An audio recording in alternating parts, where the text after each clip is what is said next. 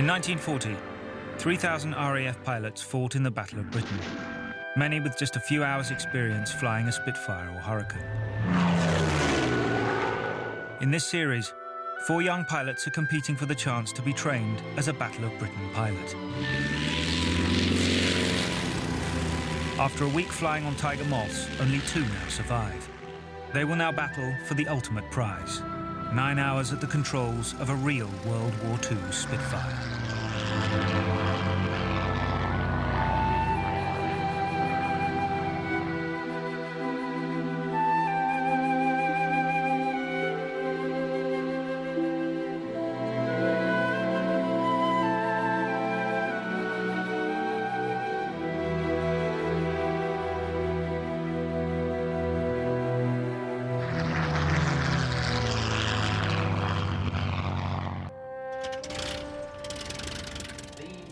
For the first part of their challenge, our 4 pilots spent last week at Headcorn Airfield in Kent, testing their flying skills on a 1930s Tiger Moth. Exactly the aircraft many of the Battle of Britain veterans used for their basic training before the war. The 2 pilots who came through were RAF trainee John Sweet and private pilot David Mallon. They're now at Duxford, one of the key airfields used in the Battle of Britain, and now home to Carolyn Grace's unique aircraft, a 1944 Mark IX Spitfire that saw action on D-Day and was converted after the war into a 2-seat trainer. Last week, she gave them both a taste of what it is to fly a Spitfire. This week, they will be trying to prove to her that it should be them going forward to the same 9-hour operational training course that many of their 1940s counterparts received prior to the Battle of Britain. The shadow of the conquering German armies covered Western Europe. The self-styled master race was riding high. Back in May 1940, British pilots were about to find themselves on the front line. Hitler's armies had swept across the continent. Britain's turn was next. 3,000 fighter pilots were all that stood in the way. Their job would be to stop the Luftwaffe in its tracks. The next 4 months would make heroes out of the RAF. A process that the succeeding decades have done nothing to diminish. I was a schoolboy a few months before, and now I was in the thick of it. I'd never seen anything like it before, and I couldn't believe my luck, really. But it's pretty hazardous game, and very exciting, I must confess. You were blue-eyed boys. The Brill Cream boys, as they called us. When the battle finally started in July 1940, these Brill Cream boys had much to learn.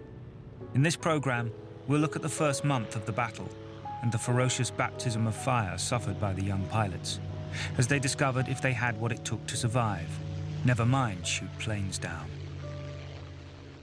Last week, Dave and John had the chance to familiarise themselves with the controls of a World War II fighter. Now they need to fly it for themselves. Their first priority is to learn how to fly straight and level, then how to climb and dive, and finally, how to fly the Spitfire in steep turns. Only then will they be ready to move on to more complicated manoeuvres. Again, you need to be at one with the aeroplane.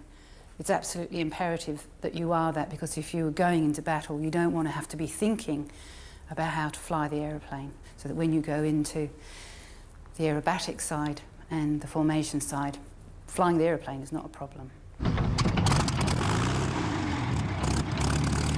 Germany overran France in short order, bringing her to her knees in barely 6 weeks. The invasion of Britain seemed inevitable, but even the triumphant Germans knew they would have to tame the RAF before even thinking about crossing the Channel. On the 30th of June 1940, Goering issued the order: smash the RAF. The Battle of Britain was about to begin.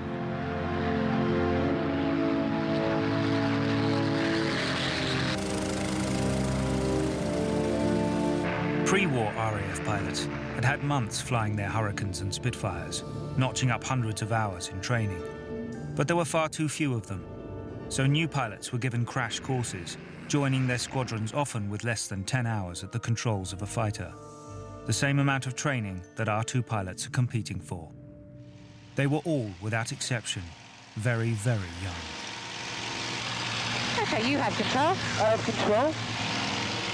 Within 10 months of leaving school, raising my hat to the headmaster, within 10 months I was in the Spitfire squadron.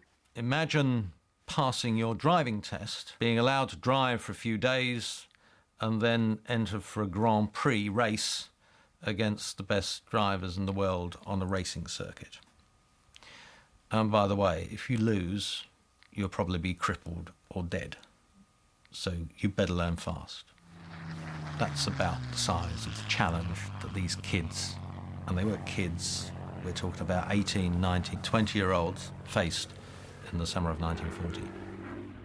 With the training, it's learning to fly the aircraft. I imagine most of the actual skills in the fighting is learned once you got sent to a squadron, and speaking to the experienced pilots there, you would learn tricks.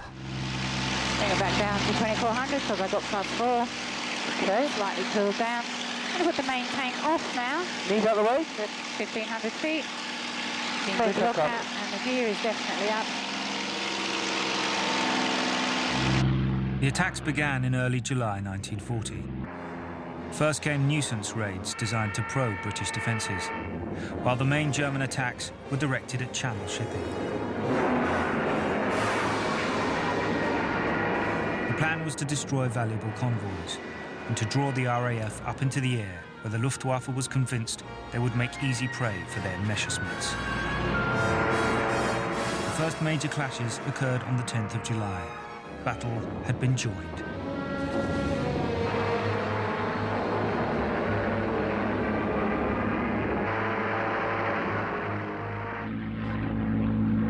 From the beginning, it was clear that the RAF was different from the other armed services.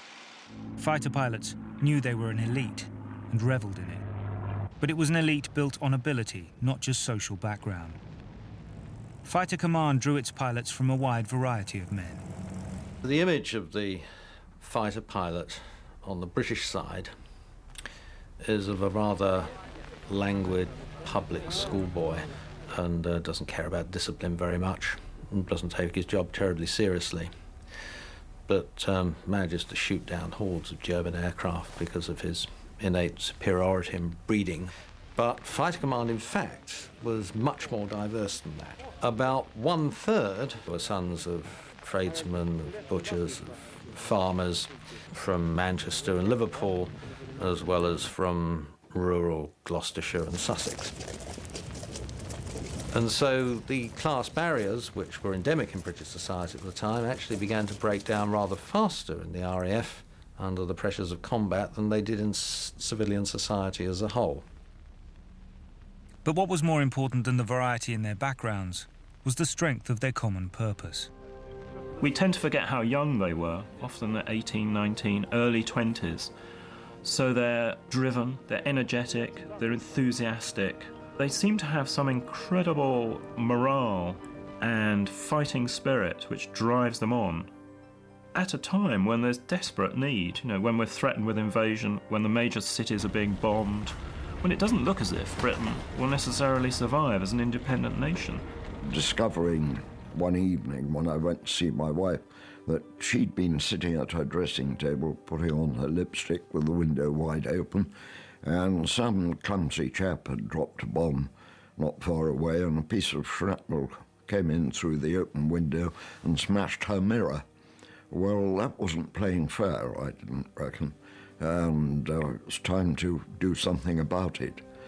The reason I did it, I didn't want those bastards in my mum's backyard, in a nutshell.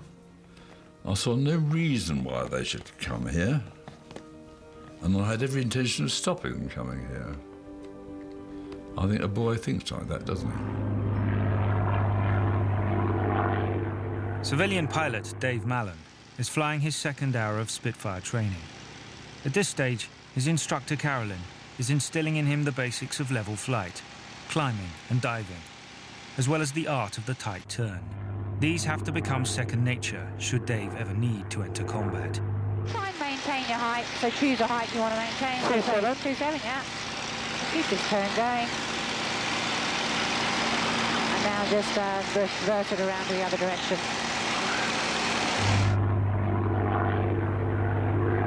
No problem. And reverse it back the other way.